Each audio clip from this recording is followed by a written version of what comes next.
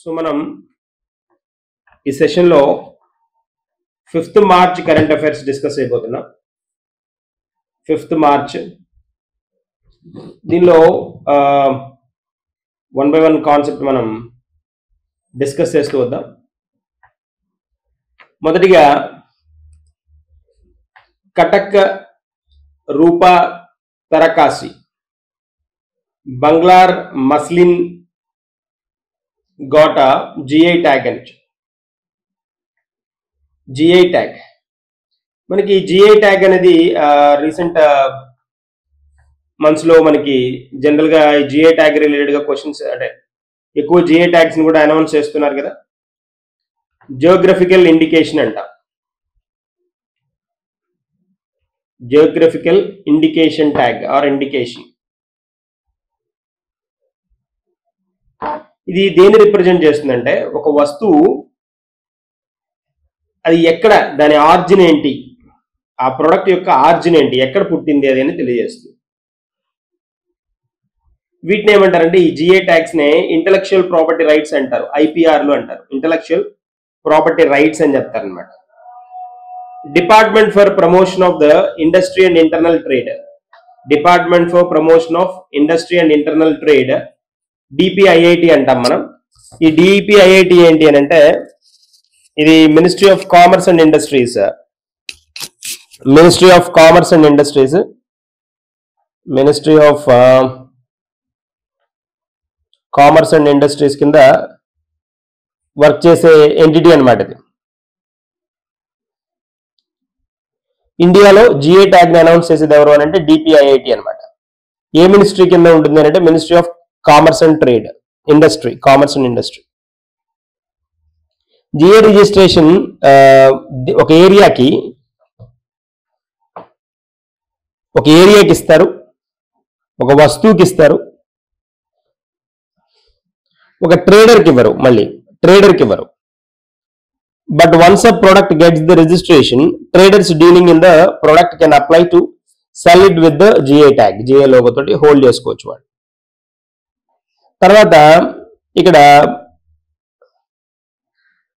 రా materials for some products like unique GI number అనేది provide చేస్తారు, జియోగ్రఫికల్ ఇండికేషన్ నెంబర్ని.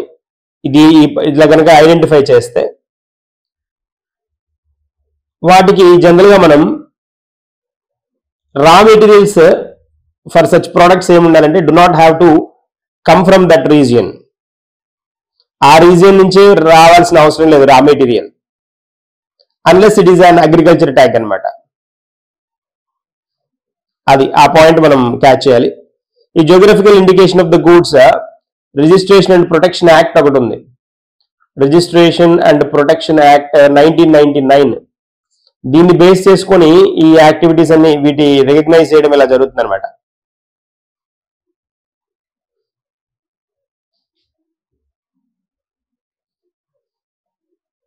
So Paris Convention for the Protection of Industrial Property, Paris Convention for Protection of Industrial Property. ఇక్కడ colour మారుస్తాను, ఇది colour same ఉంది కదా. Yeah, Paris Convention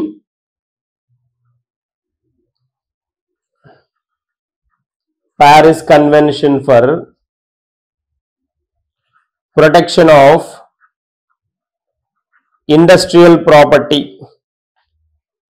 ఇది మనకి article 1/2 and 10 of the Paris convention లో ఇలాంటి వస్తువుల్ని ప్రొటెక్ట్ చేయాలి అనే అగ్రిమెంట్ ఉంది అనమాట. ఇంటలెక్చువల్ ప్రాపర్టీకి సంబంధించిన అగ్రిమెంట్, IPR అగ్రిమెంట్ ఒకటి ఉంది అనమాట.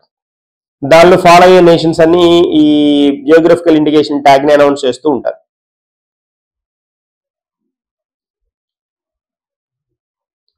అదనమాట కాంటెక్స్ట్. సో మనకి the products in the GI registry fall under the 5 major categories అనమాట. ఇవి 5 కేటగిరీల్లో వీళ్ళు క్లాసిఫై చేస్తారు. ఈ జియోగ్రఫికల్ ఇండికేషన్ ట్యాగ్ లో 5 కేటగిరీలు ఉంటాయి అనమాట, 5 కేటగిరీస్ ఉంటాయి.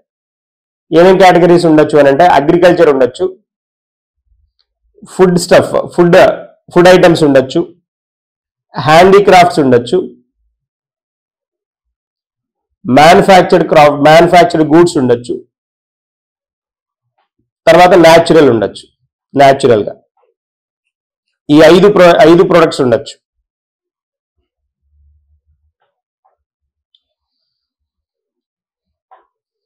సో మనం ఇలా కనుక అబ్జర్వ్ చేస్తే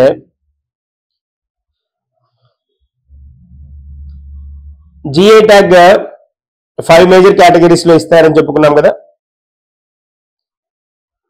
ఒకసారి కనుక ఈ డెసిగ్నేషన్ వచ్చిన తర్వాత, జిఐ ట్యాగ్ డెసిగ్నేషన్ వచ్చిన తర్వాత ఇంకా వేరే వాళ్ళు సిమిలర్ గా ఇదే ప్రొడక్ట్ ని, సేమ్ ప్రొడక్ట్ ని వేరే వాళ్ళు అమ్మడానికి ఉండదన్నమాట. No one or business may sell similar product under that name అనమాట. అదే నేమ్ తోటి వేరే ప్రొడక్ట్ అమ్మడానికి ఛాన్స్ ఉండదు. అది దీని కండిషన్ అనమాట. తర్వాత ఇక్కడ మనకి ఇప్పుడు రీసెంట్ గా న్యూస్ లో, అంటే 5th మార్చ్ న్యూస్ లో ఎందుకు ఉంది అని అంటే, మనకి ఈ ఐటమ్స్, ఈ పర్టికులర్ ప్రొడక్ట్స్ జిఐ ట్యాగ్ కి వేరే వేరే స్టేట్స్ నుంచి రికగ్నైజ్ చేయడం జరిగింది అనమాట. మ్యాచ్ ద ఫాలోయింగ్ లాంటి వాటిల్లో ఈ జనరల్ గా స్టేట్ ఎక్కడిది అని అడుగుతాడు. జనరల్ గా అడిగే స్టైల్ అదనమాట క్వశ్చన్. ఈ క్వశ్చన్ అడగడానికి స్టైల్. రీసెంట్ గా జియోగ్రఫికల్ ఇండికేటర్ రిజిస్ట్రీ ఈ జిఐఆర్ అనేది మనకి చెన్నైలో ఉంది అనమాట. జియోగ్రఫికల్ ఇండికేటర్ రిజిస్ట్రీ అంటాం. రిజిస్ట్రీ వచ్చేటప్పటికి మనకి చెన్నైలో ఉంది. ఇది అనౌన్స్ చేసే సంస్థ, ఆ ఎంటిటీ ఏది అని అంటే డిపిఐఐటి అని చెప్పుకున్నా. మినిస్ట్రీ వచ్చేటప్పటికి ministry of commerce and industry అని చెప్పుకున్నాం. వచ్చేసాం, ఆ పాయింట్ వచ్చాం. ఇప్పుడు తమిళనాడులో ఉన్న ఈ జిఐఆర్ ఏదైతే ఉందో, వేరియస్ స్టేట్స్ లో ఉన్న కొన్ని ప్రొడక్ట్స్ కి జిఐ ట్యాగ్ ఇవ్వడం జరిగింది అనమాట. అందుకని న్యూస్ లో ఉంది. ఈ రూపా తరాకాసి ఇది రూపా తరాకాసి వచ్చేటప్పటికి ఇదిగోండి మనకి ఇక్కడ, ఇది మళ్ళీ రిపీట్ అయినట్టుంది కదా. తరాకాసి ఇదిగోండి, దీన్ని ఏమంటారంటే సిల్వర్ ఫిలిగ్రీ అంట. సిల్వర్ ఫిలిగ్రీ మోడల్ అంటాం. సిల్వర్ ఫిలిగ్రీ అంటారు. ఇవి మనకి హైదరాబాద్ కూడా కొన్ని ఏరియాలో ఫేమస్ ఇదనమాట దీనికి, ఈ పర్టికులర్ ఫిలిగ్రీ మెథడ్ కి. రీసెంట్ గా కటక్ కి చెందిన రూపా తరకాసి సిల్వర్ ఫిలిగ్రీ ఒడిస్సాకి చెందింది అనమాట. ఇది కటక్ అక్కడ దగ్గర ఒడిస్సా. దీన్ని రికగ్నైజ్ చేయడం జరిగింది. తర్వాత అంటే ఇది ట్రెడిషనల్ గా ఏంటి అని అంటే fine craftsmanship and luxuries design అనమాట. ఇది క్లాసికల్ జ్యువెలరీ ఉంటుంది. దీని స్పెషాలిటీ ఏంటి అంటే, దీన్ని మనం ఈ తరకాసి వర్క్ కటక్ నుంచి పర్షియాకి వెళ్ళేదన్నమాట. కటక్ నుంచి పర్షియాకి వెళ్ళేది 500 సంవత్సరాల క్రితం, 500 years బ్యాకే ఇది మనకి ఇక్కడ నుంచి వేరే కంట్రీలకు కూడా వెళ్ళేదన్నమాట. అంత స్పెషల్ వన్ అది. అందుకని దాన్ని రికగ్నైజ్ చేయడం జరిగింది, ఒక వే అని చెప్పాలి అది. తర్వాత మనము దాని ఇంపార్టెన్స్ కనుక చూస్తే, ఇంకా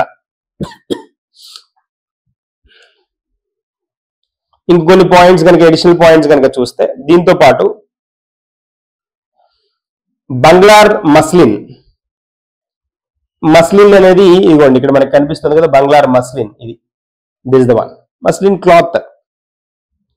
ఈ బంగ్లార్ మస్లిన్ ఏంటి అంటే one of the popular traditional handloom craft అన్నమాట.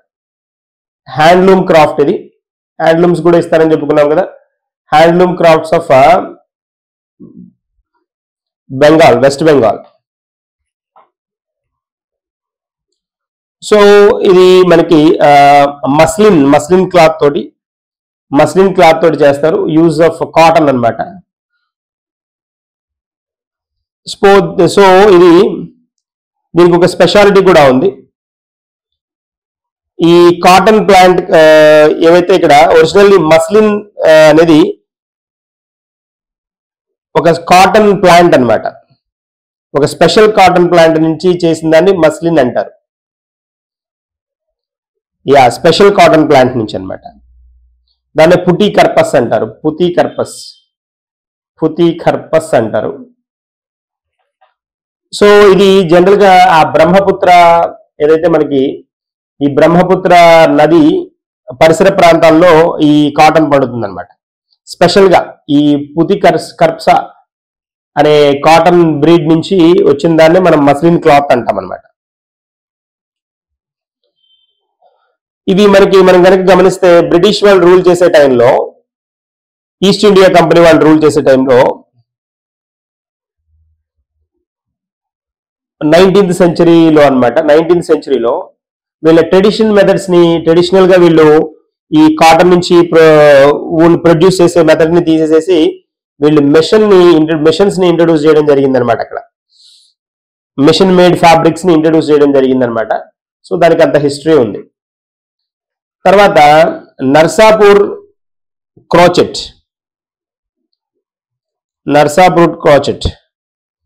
ఇది కూడా మనకి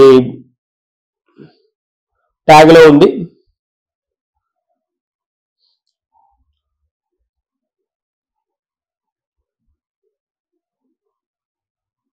నర్సాపూర్ క్రాచెట్ లాక్ అంటారు. క్రాచెట్ లాక్ ఇది ఆంధ్రప్రదేశ్.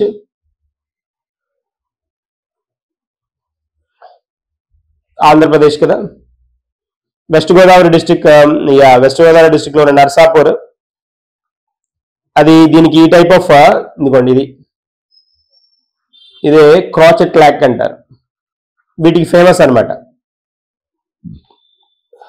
ఈ క్రాచెట్ అనేది ఏంటి అంటే beautifully crafted with cotton threads and it is believed that women of the farming community of this region started creating highly attractive artic crafts from colorful lace about 150 years ago. 150 సంవత్సరాల క్రితమే ఇవి start అయిన system ఉందన్నమాట ఇక్కడ. తర్వాత Kutch Rogan craft and Ambaji white marble of Gujarat. ఇదిగోండి ఇవి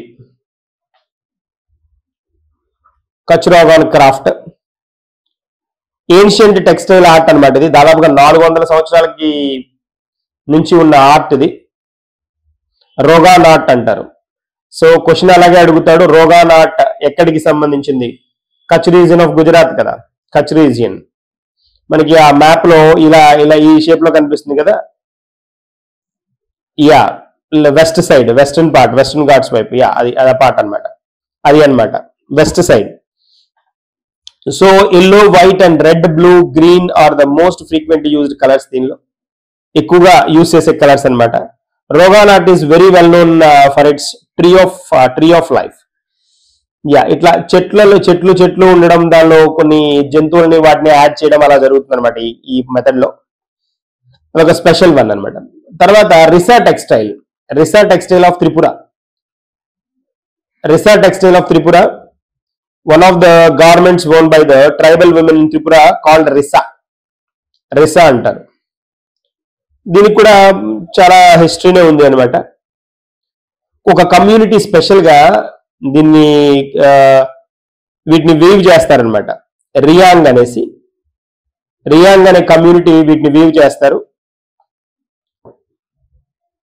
so ఈ రిసా ఏదైతే వీవర్స్ ఎవరైతే ఉంటారో కాటన్ యాన్ తోటి దీన్ని ఇంట్రడ్యూస్ చేయడం జరుగుతుంది అనమాట.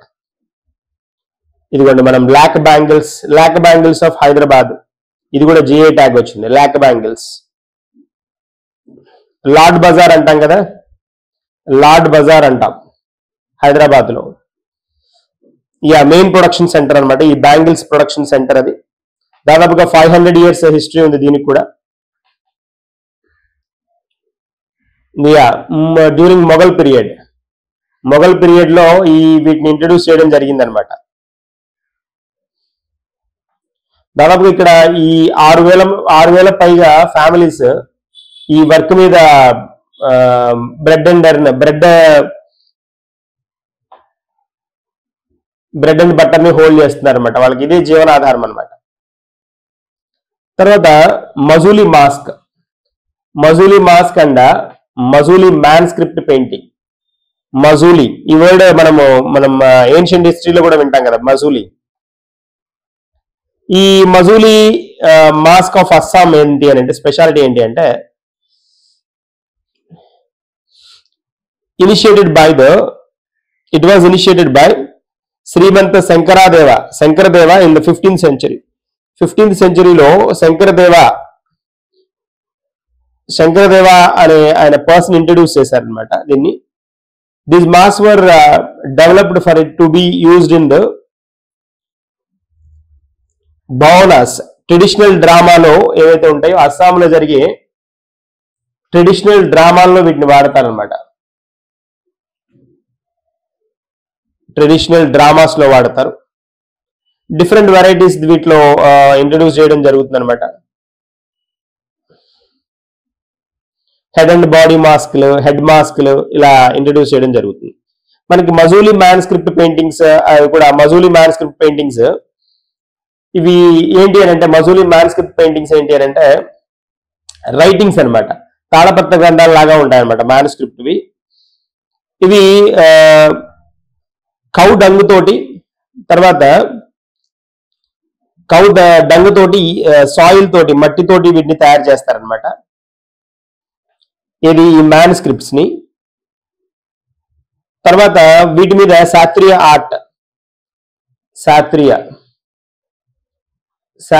ఆర్ట్ ని దీన్ని ఉపయోగించేవాళ్ళు. శాస్త్రీయ ఆర్ట్ ఉపయోగిస్తారు. ఇదంతా అస్సాంకి సంబంధించినవి. ఈ Majuli mask, Majuli manuscript paintings ఈ రెండు దానికి సంబంధించినవి. ఇవి మనకి జిఐ ట్యాగ్ న్యూస్ లో ఉన్నవి. వీటి రిలేటెడ్ గా ఒక క్వశ్చన్ చూద్దాం, ఆబ్జెక్టివ్ క్వశ్చన్ ఒకటి చూద్దాం. Rupa Tarakasi from Bengal has been given geographical indication tag. అంటే ఇక్కడ ఇది ఈ ప్లేస్ కి సంబంధించిందేనా కాదా అనేది చెక్ చేసుకోవాలి మనం. అదే కదా, అది పాయింట్. తర్వాత ఏ జియోగ్రఫికల్ రిజిస్ట్రేషన్. రూపా తరాకాసి ఎక్కడిది మనం చూసాం కదా. రూపా తరాకాసి బెంగాల్ అంటున్నాడు. రూపా తరాకాసి బెంగాల్ కాదు కదా, కటక్ కదా, కటక్ నుంచి కదా. కటక్ నుంచి అది మనం సిల్వర్ ఫిలిగ్రీ కదా, సిల్వర్ ఫిలిగ్రీ అని చూసాం కదా. This is a silver filigree. This a point. Cuttack Odisha కాబట్టి ఇది ఫస్ట్ వన్ రాంగ్. ఇలాగే ఇస్తాడు questions. A geographical registration is given to an area and not to a trader. Not to a trader, trader కి ఇవ్వరు అని చెప్పుకున్నాం. గివెన్ టు అన్ ఏరియా అని చెప్పుకున్నాం. Absolutely correct. The raw material for a GI tag product from an area has to come from that particular region. అలా ఏమీ లేదు, అదే రీజియన్ నుంచి ఉండాలని ఎక్కడా లేదు. ఇది రాంగ్. ఇప్పుడు క్వశ్చన్ ఏం అడుగుతున్నాడు, how many of the statements above are correct అంటున్నాడు. ఎన్ని కరెక్ట్ అని అడుగుతున్నాడు. ఏది కరెక్ట్ కాదు, ఎన్ని కరెక్ట్ అని అడుగుతున్నాడు. ఒకటే కదా కరెక్ట్, సెకండ్ ఒకటే కదా correct, only one correct. Answer A is correct one. అంతే కదా. నెక్స్ట్ వన్కి వెళ్దాం. National traders welfare board. Traders welfare బోర్డ్ని ఇంట్రడ్యూస్ చేశారు. దీన్ని ఇనాగరేట్ చేయడం జరిగింది. మన ఈ న్యూస్ లో ఎందుకుంది అని అంటే, న్యూస్ లో ఎందుకుందో తెలియాలి కదా. డిపార్ట్మెంట్ ఫర్ ప్రమోషన్, డిపిఐఐటి, ఇందాక చెప్పుకున్నదే మనకి. DPIIT, department for promotion of industry and internal trade అంట, has introduced or constituted National Traders Welfare Board for the welfare of traders and their employees. ఈ ట్రేడ్ చేసే వాళ్ళు ఎవరైతే ట్రేడర్స్ అంటాం కదా, traders అంటే ఏంటి, ఎవరు ఎక్స్పోర్ట్ ఇంపోర్ట్ యాక్టివిటీస్ లో ఇన్వాల్వ్ అయ్యేవాళ్ళు అనమాట. వీళ్ళకి రిలేటెడ్ గా దానికి రిలేటెడ్ గా ఉన్న ఎంప్లాయీస్, ట్రేడర్స్ ఎంప్లాయీస్ కోసమని ఈ వెల్ఫేర్ బోర్డ్ ని ఇంట్రడ్యూస్ చేశారనమాట. ఈ వెల్ఫేర్ బోర్డ్ ఏం చేస్తుంది అని అంటే, దీని ఫంక్షన్ ఏంటి అని కనుక చూస్తే, మనం దీని ఫంక్షన్స్ కనుక ఒకసారి చూస్తే, ఎన్టీడబ్ల్యూబి అంటున్నాం. ఎన్టీడబ్ల్యూబి ఇదే కదా. సో ఇదేంటి అని అంటే, జనరల్ గా which access improve the access to the funds, improve access to the fund, access to the traders. Traders కి కావాల్సిన నిధులు, ఆర్థిక పరమైన అంశాలకు సంబంధించినవి ఏవైతే కావాలో వాటి గురించి మూవ్ చేస్తుంది అనమాట. వాటికి ట్రేడర్స్కి కావాల్సిన యాక్సెస్ని ఇస్తుంది అనమాట నిధులకు సంబంధించి. తర్వాత ట్రేడర్స్కి ఉన్న బర్డన్స్ ఏమన్నా ఉంటే వాళ్ళు ట్రేడ్ చేయడానికి ఉన్న బర్డన్స్ ని రెడ్యూస్ చేస్తుంది. ఇదొక ఫంక్షన్. తర్వాత రూల్స్ యాక్ట్స్ ఏవైతే ఉంటాయో సింప్లిఫై చేస్తుంది. ఇదిగోండి, simplification of acts and rules. వీటికి సంబంధించిన ఏవైతే యాక్ట్లు ఉంటాయో లేదా నిబంధనలు ఉంటాయో, రూల్స్ ఉంటాయో, తర్వాత యాక్ట్స్, వాటిని సులభతరం చేస్తుంది అనమాట. ట్రేడర్స్ యొక్క వెల్ఫేర్ కోసం పనిచేస్తుంది. అంటే వాళ్ళ సంక్షేమం కోసం, ట్రేడర్స్ యొక్క సంక్షేమానికి తోడ్పడుతుంది అనమాట. తర్వాత ఇంప్రూవింగ్ యాక్సెస్ ఆఫ్ ఫండ్స్. ఇవి 3 అనమాట. ఇవి మేజర్ ఫంక్షన్స్. ఈ నేషనల్ ట్రేడర్స్ వెల్ఫేర్ బోర్డ్ లో కనుక మనం కొన్ని పాయింట్స్ చూస్తే, is headed by a person capable of representing the issues of the traders. Chairman to be nominated by central government. Chairman ని నామినేట్ చేసేది ఎవరు అంటే సెంట్రల్ గవర్నమెంట్ నామినేట్ చేస్తుంది. ఎవరిని నామినేట్ చేసింది ప్రెసెంట్ చైర్మన్ గా అంటే సునీల్ జే సింఘి ఇతన్ని అపాయింట్ చేయడం జరిగింది అనమాట. నామినేట్ చేయడం జరిగింది as the chairperson of NTWB, National Traders Welfare Board. దీనిలో వచ్చినప్పటికీ మనకి దాదాపుగా ఒక 5 మెంబర్స్ దాకా ఉంటారు. 5 members having special knowledge of matters relating to the trade అనమాట. ట్రేడ్ కి సంబంధించిన మంచి నాలెడ్జ్ ఉన్న వాళ్ళు ఒక 5 మెంబర్స్ ఉంటారు. అంతేకాకుండా ఒక 10 మెంబర్స్ దాకా ఆ ట్రేడ్ అసోసియేషన్ ని రిలేట్ అయి ఉంటారు. ట్రేడ్ అసోసియేషన్ కి సంబంధించిన వాళ్ళు ఉంటారు. అప్ టు 10 అనమాట. అప్ టు 5 మెంబర్స్ వచ్చేటప్పటికి స్పెషల్ నాలెడ్జ్ ఆన్ ట్రేడ్ గురించి స్పెషల్ నాలెడ్జ్ ఉన్న వాళ్ళు ఉంటారు. తర్వాత ఒక నాన్ అఫీషియల్ మెంబర్ ఉంటారు. Non official member each state and యూటీని రిప్రజెంట్ చేస్తూ ఉంటారు. తర్వాత 9 ఎక్స్ అఫీషియో రిప్రజెంటేటివ్స్ ఉంటారు.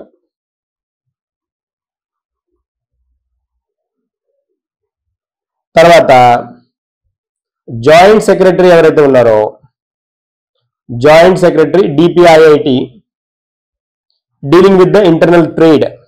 ఈ joint secretary DPIIT joint secretary ఎవరైతే ఉన్నారో is the convener of the board. వాళ్ళే కన్వీనర్ గా ఉంటారనమాట. ఇవి మనకి దీనికి సంబంధించిన అంశాలు నేషనల్ ట్రేడర్స్ వెల్ఫేర్ బోర్డుకి సంబంధించి. ఇంటర్నల్ ట్రేడ్ ఉంటుంది కదా, అంతర్గత వాణిజ్యం అంటాం అనమాట. అంతర్గత వాణిజ్యం అంటాం. ఈ DPIIT under ministry of commerce and industry అని చూసాం కదా, is a nodal department for dealing with the issues of internal trade. NTWB has requested state governments to constitute such as state level boards and district level committees for retail traders. Retail traders ని దీంతో communicate చేయమని కోరడం జరిగింది అనమాట.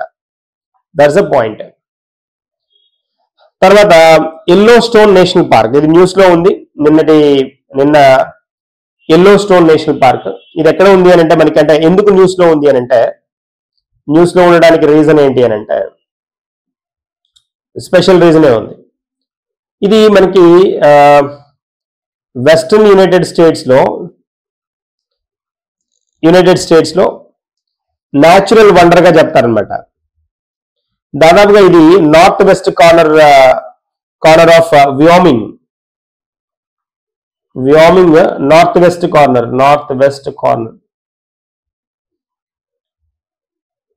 అక్కడి నుంచి చాలా దూరం ఎక్స్టెండ్ అయి ఉంటుంది అనమాట. Extended into Montana. Montana and Idaho, Montana and Idaho దాకా ఎక్స్పాండ్ అయింది. చూడండి ఈ ప్లేస్ చూడండి ఎంత ఎక్స్పాండ్ అయిందో ఇది. యా ఇది అనమాట ఎల్లో స్టోన్ పార్క్ అంటాం. ఇది ఎల్లో స్టోన్ నేషనల్ పార్క్.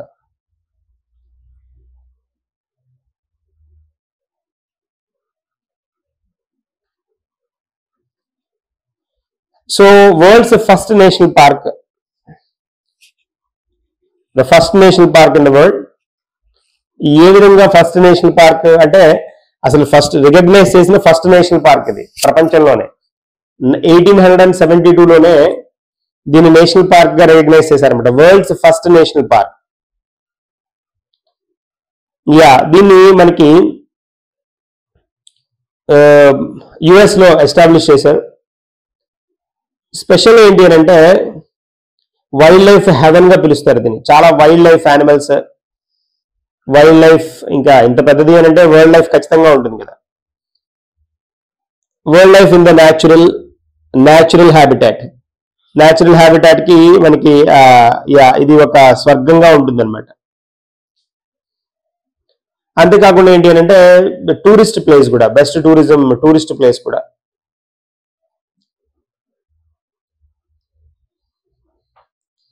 తర్వాత ఇక్కడ ఇంకోటి స్పెషల్ ఏంటి అని అంటే యునెస్కో వరల్డ్ హెరిటేజ్ సైట్ గా కూడా రికగ్నైజ్ చేశారు 1978లోనేనమాట. వరల్డ్ హెరిటేజ్ సైట్ గా 1978లోనే దీన్ని రికగ్నైజ్ చేశారు.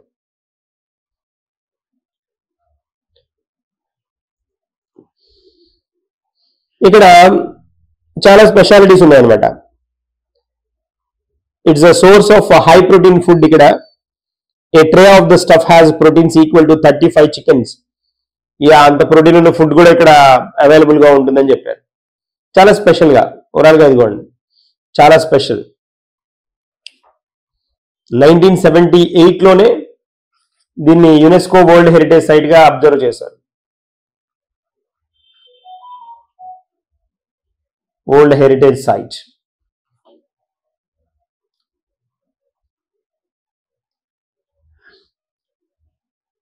ఇది అదేనమాట.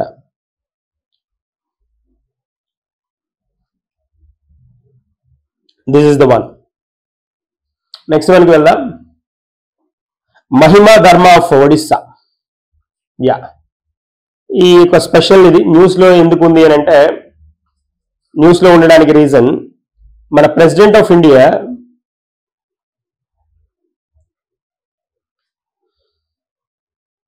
రీసెంట్ గా సంత కబీ భీమా బాయ్ ఈయనమాట. సంత కబీ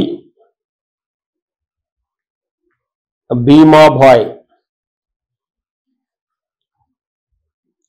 ఈజ్ అ సెయింట్ అనమాట. సెయింట్ రిఫార్మర్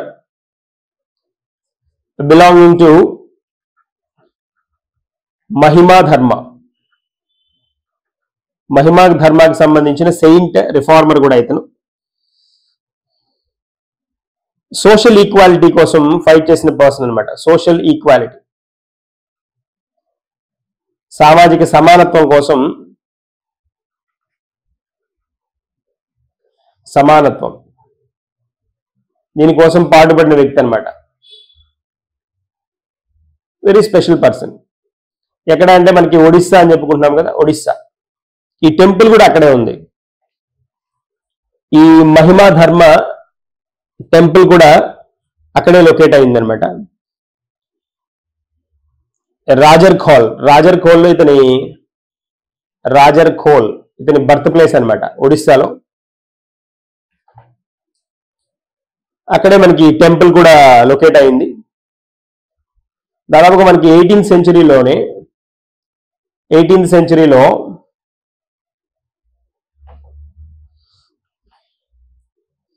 మనకి early 18th century and 19th century దీనిలో మనం కనుక గమనిస్తే రిఫార్మ్ మూవ్మెంట్స్ ని బాగా యాక్టివ్ గా తీసుకొచ్చారు. రిఫార్మ్ మూవ్మెంట్ ని బాగా యాక్టివ్ గా తీసుకొచ్చిన పర్సన్ ఇతను. అంటే రిలీజియస్ గా సొసైటల్ స్ట్రక్చర్ మార్చాలి. తర్వాత సూపర్స్టిషన్స్ ని, ఏవైతే మూఢనమ్మకాలు ఉంటాయో, మూఢనమ్మకాలని సూపర్స్టిషన్స్ అంటాం కదా, మూఢనమ్మకాలు. తర్వాత బిలీఫ్స్, డెస్టోర్టెడ్ రిచువల్స్ ఉంటాయి కదా, బలులు ఇవ్వడాలు ఇలాంటివి ఉంటాయి కదా, బలులు, ఇలాంటి వాటన్నిటిని ఇతను రూపుమాపేందుకు చాలా ప్రయత్నించాడు అనమాట. 19th సెంచరీలో ఇతని బాగా ఫేమస్ గా కూడా టర్న్ అయిన పర్సన్ కింద చెప్తారు ఇతన్ని. The temple of Jagannath temple ఏదైతే ఉందో, which use to be inclusive, closed its doors to the low caste population, which further intensified the influence of caste rules in the region అన్నమాట. So వాటికి against గా ఈ person hold చేస్తాడు. దానికి against గా ఈయన మహిమా ధర్మ అనే టెంపుల్ ని ఇంట్రడ్యూస్ చేస్తాడనమాట. అప్పుడు జగన్నాథ్ టెంపుల్, మనకి ఒడిస్సాలో ఉన్న జగన్నాథ్ టెంపుల్ లో కూడా వేరే కాస్ట్ వాళ్ళని అలౌ చేసేవాళ్ళు కాదు. అందుకనేసి అంటే వేరే కాస్ట్ వాళ్ళని ఏంటంటే నిమ్న కులాలు ఏవైతే ఉన్నాయో వాటిని అలౌ చేసేవాళ్ళు కాదు. కొన్ని తరగతుల వాళ్ళకి, కొన్ని క్యాస్ట్ల వాళ్ళకి మాత్రమే అలవెన్స్ ఉండేది. అందుకని దాన్ని రూపుమాపాలి అలాంటివి అనేసే ఉద్దేశంతో మహిమా ధర్మ అనే ఈ టెంపుల్ ని ఇంట్రడ్యూస్ చేయడం జరిగింది అనమాట. సోషియో రిలీజియస్ కల్చర్ ని,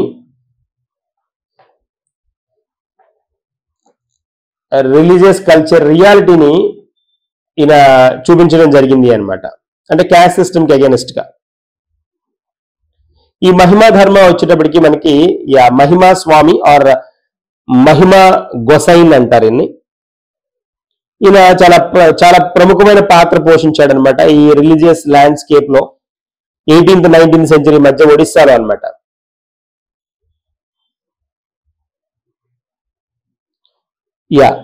ఇది పాయింట్. ఇతని గురించి మనకి 1867లోనే ఒరిస్సా న్యూస్ పేపర్లో ఉత్కళ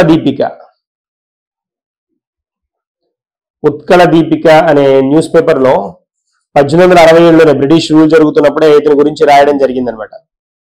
ఈయన దాదాపుగా మనకి ఈజ్ అ కాంటెంపరర్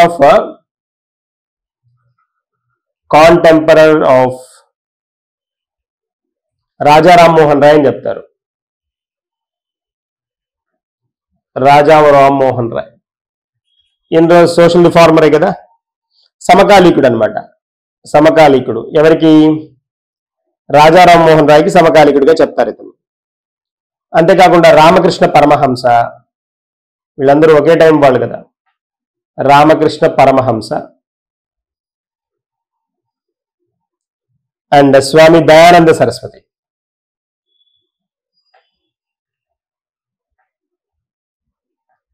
వీళ్ళందరితోటి వాడనమాట. వీళ్ళందరి సమకాలీకుడు అనమాట ఇతను. సమకాలీకుడు ఇతను.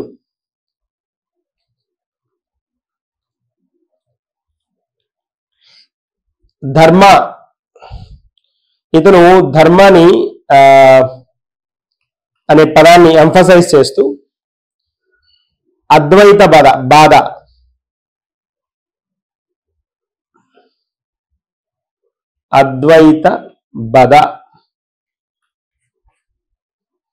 Belief on the oneness of the God, దేవుడు ఒక్కడే అనే కాంటెక్స్టే కదా ఇది.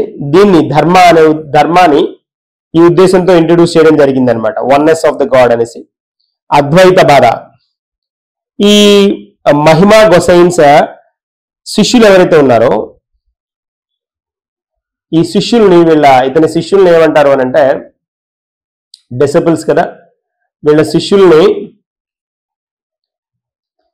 అభద్యుతాస్ అంటారు.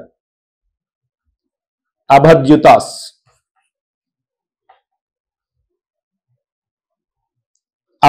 అంటాం. సో తర్వాత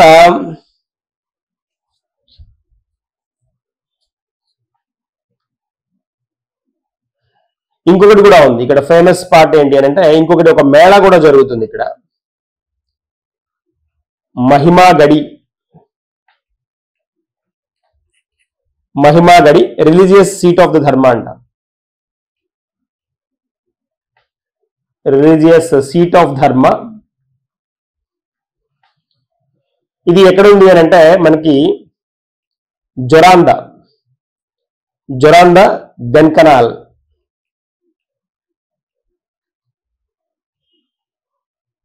ఇక్కడే మనకి ఈ ప్లేస్ లోనే అంతా ఒడిస్సాలోదే. ఈ ప్లేస్ లో మనకి మేఘా మేళా అని ఒకటి జరుగుతుంది.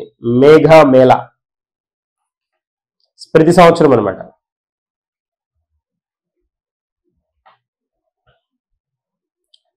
ఇతను అంటే ఇతని ప్రీచింగ్స్ లో, ఇతని బుక్స్ ఇలాంటివి మరి న్యూస్ లో ఉన్నాడు కాబట్టి ఆవిడ అన్వీల్ చేశారు కాబట్టి ప్రెసిడెంట్ ఈయనకి సంబంధించిన కొన్ని అంశాలు మనం తెలుసుకోవాల్సిన అవసరం ఉంటుంది కదా ఖచ్చితంగా.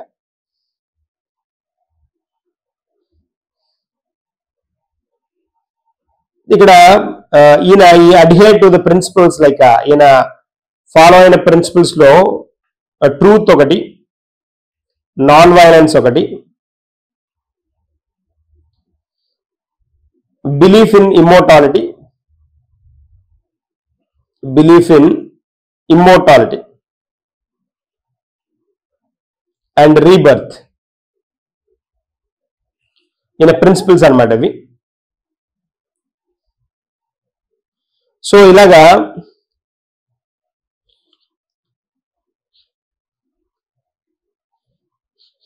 he was created Alekha Prabhu.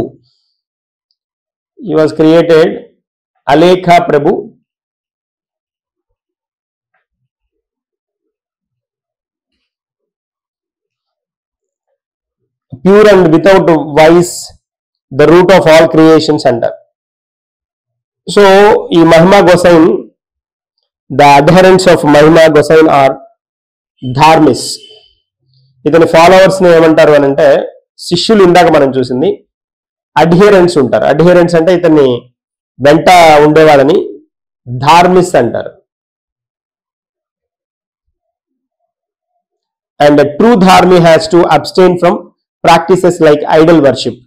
ఈ ధార్మిస్ ఏంటి అంటే, ట్రూ ధార్మిస్ అని అన్నామంటే ఐడల్ వర్షిప్ ని వదిలిపెట్టేయాలి వాళ్ళు. Yeah, they should abstain idol worship. Idol worship practices ని వీళ్ళు అబ్స్టైన్ చేయాలి. Touching prasads or tulsi leaf తీసుకోవడం కానీ, ప్రసాదాలు తీసుకోవడం కానీ, అండ్ కన్జ్యూమింగ్ మెడిసిన్స్ తీసుకోవడం కూడా మానేయాలి వీళ్ళు. యా, అడ్హెరెంట్స్ అనమాట. అతని గట్టిగా ఫాలో అయ్యే వాళ్ళు వీటిని ప్రమోట్ చేసేవాళ్ళు అనమాట. ఇతని గురించి బాగా పాపులర్ అయిన ఏరియాల్లో కటక్ తో పాటు పూరి, గంజాం, తర్వాత మనకి ఇంకా సోనేపూర్, ఇవన్నీ ఒడిస్సాలో అనమాట. హిందోల్, బౌద్ధ్, ఈ ప్రాంతాలన్నీ, సంబల్పూర్, అంగుల్, వీటన్నింటిలో బాగా ఇతని వర్షిప్ చేసేవాళ్ళు. అంటే లైక్ ఇతని స్లోగన్స్ కూడా అంటే ప్రాపగేషన్ ఎక్స్టెండ్ అయింది అని చెప్పాలి. The movement gained wider acceptance among the tribal communities లో బాగా ఇతని మూవ్మెంట్ బాగా వెళ్ళింది అని చెప్తారు.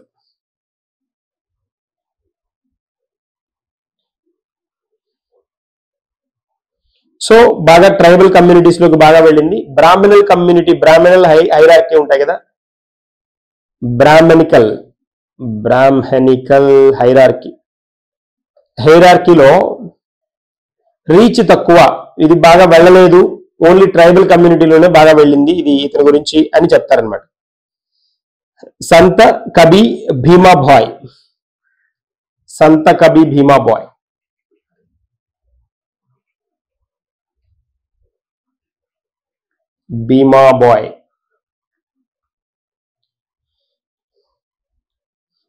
ఇతను 1850లో బార్న్ అయ్యారు. 1850లో. సో పోయెట్, సోషల్ రిఫార్మర్ కూడా అని చెప్తాం. హీ బిలాంగ్ టు కోంద్ ట్రైబ్ అన్నమాట. సో మన ప్రెసిడెంట్ కూడా అందుకనే ట్రైబ్ కి రిలేటెడ్ కాబట్టి ఆవిడ ఇనాగరేట్ చేశారు స్పెషల్ గా, Kondh tribe. Despite his challenging circumstances he acquired knowledge by listening to the religious text అన్నమాట.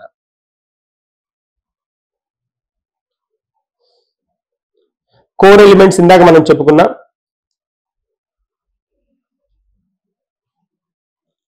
కోర్ ఎలిమెంట్స్ లో ఏకేశ్వర,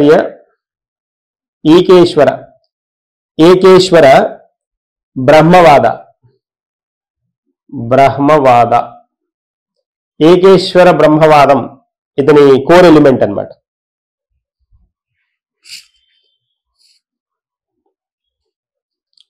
తర్వాత ఇంకొన్ని కనుక మనం చూస్తే ఇతని ట్యాగ్ కనుక చూస్తే గురువు రోల్, అంటే ఒక గురువు రోల్లో ఇతన్ని యాక్సెప్ట్ చేసేవాళ్ళు అనమాట, ఉండేవాళ్ళు, గురువుగా భావించేవాళ్ళు. సో అలా ఇతను కంబుబెట్టి తీసుకొని వచ్చారని చెప్పాలి, స్పెషల్ పర్సన్ గా అక్కడ ఉన్నారని చెప్పాలి. ఇతని రిలేటెడ్ గా అంటే మనకి న్యూస్ లో ఉండడానికి కారణం ఏంటి అని అంటే, ప్రెసిడెంట్ ఆఫ్ ఇండియా ఈయనకి ట్రిబ్యూట్ ఇవ్వడం జరిగింది. సంత కవి భీమాబాయ్ రిఫార్మర్ కదా, బిలాంగ్ టు ద మహిమా ధర్మ అనేసి కాన్సెప్ట్ అన్నమాట. ఇది మనకి ఇవాల్టి కరెంట్ అఫైర్స్. Thank you.